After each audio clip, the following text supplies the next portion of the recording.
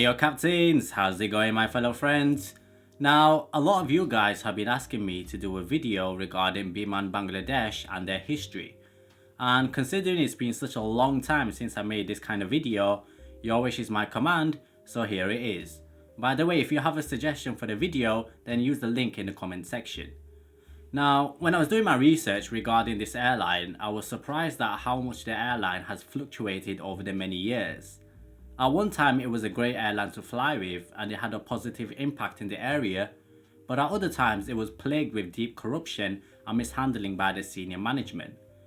Now this is actually quite saddening because if the airline reached its full potential, which it is able to do by the way, then it could definitely overcome Air India and Pakistan International Airlines, who are its main competitors.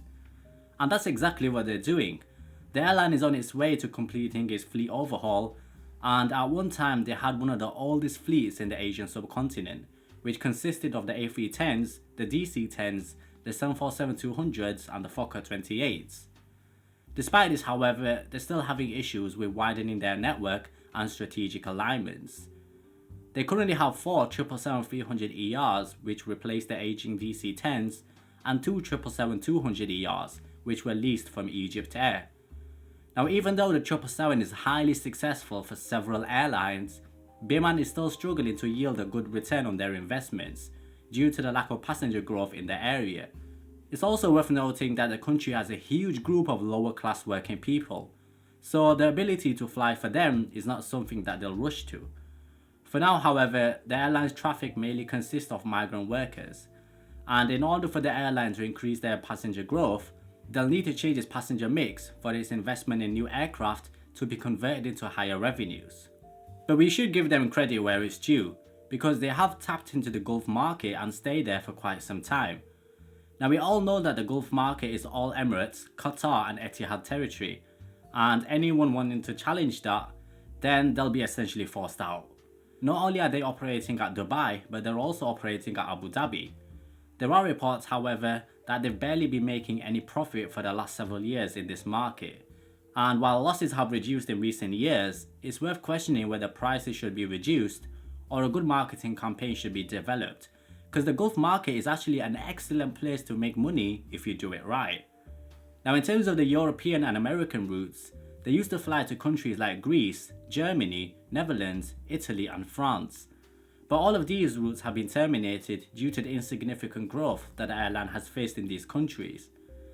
Now that's pretty saddening because this would have meant that they would have had a great presence within the European market, but it all comes down to how strongly you can compete.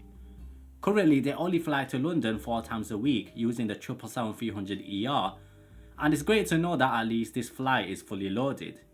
In terms of the American routes, their New York route was terminated, and they used to fly to New York until 1996, but then they had to cancel their services because they lost their Category 1 rating with the FAA, which is required to fly to the US. But it's not all doom and gloom for the airline, because they'll be receiving their first of 4 787-8 Dreamliners this September, which will be replacing their 777 fleet. They'll also be using the new planes from their main hub in Dhaka and flying to Kuala Lumpur and Singapore.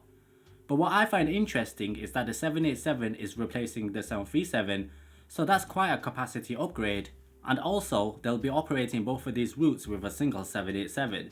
So that's some very high aircraft utilization, especially for a brand new plane, since there'll be some kinks to work out. Now as for using for the Dreamliner on the London route, I'm not actually quite sure, but perhaps when they get more planes delivered, then they'll be able to utilize their second 787 since they can't operate the entire rotation in a single day. So in summary, I think the airline could do better, but it needs to focus its attention on the international markets and try to create partnerships to expand its network. Also they could tap into the European market again as well as North America by joining with a European or a Gulf carrier. But there's no doubt about it that they have come a long way in the last few years since they renewed their fleet and service improvements, and they've also improved their image, and there could be a sustainable future for the airline as a niche carrier. But they still have huge challenges to overcome in order to ensure that the airline will be profitable in the near future. Now captains, I know there's a lot of information that I might have missed, so I apologise for that. Let us all know in the comment section if there's any further information that should be included. Also, if you have any suggestions for videos that you want me to make, then use the link which is provided in the pinned comment and you'll also get a shout out. Thank you so much for watching, my fellow captains. Remember to like and subscribe if you enjoyed the video, and I'll catch you guys in the next one.